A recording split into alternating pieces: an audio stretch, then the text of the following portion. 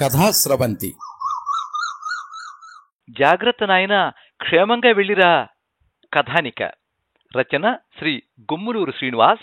వినిపిస్తున్నది పప్పు భోగారావు.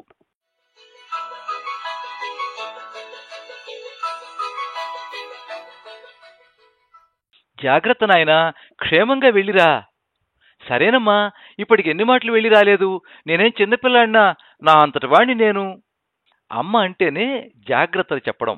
ఆవిడ ఎంత పెద్దావిడైపోయినా, పిల్లలు ఎంత పెద్దవాళ్ళైనా, పెనిమిటి ఎంత ప్రయోజకుడైనా, వీళ్లు బయటికి వెళ్తున్నారంటే ఆవిడికి ముందు వచ్చేది బెంగ.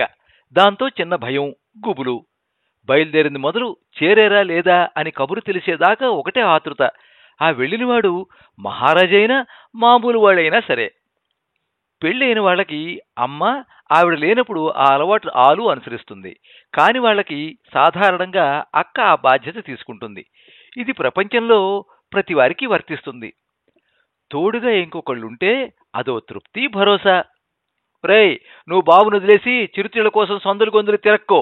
ఓ పట్టాన కుదురుగా పక్కనే కూర్చుని ఓ కంట కనిపెట్టు. పిల్లి వచ్చింది, మరోటొచ్చింది అని వాడిని వదిలి వెళ్తే వచ్చిన తర్వాత తోక కత్తిరించేస్తాను, జాగ్రత్త. అర్థమైందా? సరేనమ్మా, సరే. ఆ మాట నీ సుపుత్రుడికి కూడా గట్టిగా చెప్పు. ఎందుకంటే నాకన్నా ముందే ఆయన పరిగెడతాడు.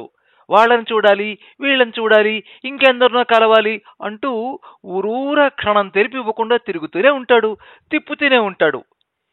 ఇంకో ముఖ్య విషయం, కొంతమంది నేను పక్కనున్నానని కూడా చూడకుండా నన్ను వదిలేసి మరీ నీ కొడుకుని వాళ్ళ దగ్గరికి తీసుకెళ్ళిపోతారు. ఏనాయనా, అది నిజమేనా? అలా అయితే అటువంటి వాళ్ళ దగ్గరికి వెళ్లకు. నీకు మంచిది కాదు, వాడికి క్షేమం కాదు. ఊరుకో అమ్మా, అటువంటిది ఏమీ లేదు. ఏవో వీడు పితూరీలు చెబుతూ ఉంటాడు.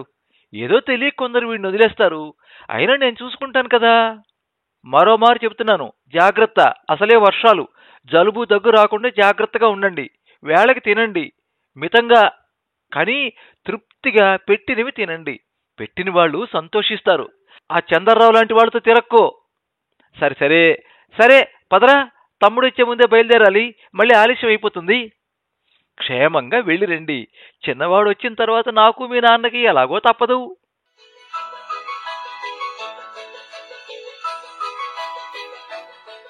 మీరింతవరకు జాగ్రత్త నాయనా, క్షేమంగా వెళ్ళిరా కథానిక విన్నారు. రచన శ్రీ గుమ్మలూరు శ్రీనివాస్. వినిపించిన వారు పప్పు భోగారావు. ఈ వీడియోని లైక్ చేయండి, మీ మిత్రులందరికీ షేర్ చేయండి. ఇలాంటి మరిన్ని మంచి కథలు వినిపించడానికి ఈ ఛానల్ని సబ్స్క్రైబ్ చేసుకోండి. పక్కనే ఉండే బెల్ ఐకాన్ని క్లిక్ చేస్తే ఇలా అప్లోడ్ చేసే వీడియోల వివరాలన్నీ కూడా మీకు ఎప్పటికప్పుడు నోటిఫికేషన్ ద్వారా తెలుస్తాయి. ఎప్పుడు మీ అభిమానాన్ని కోరుకునే పప్పు భోగారావు. సర్వే జనాః సుఖినో భవంతు.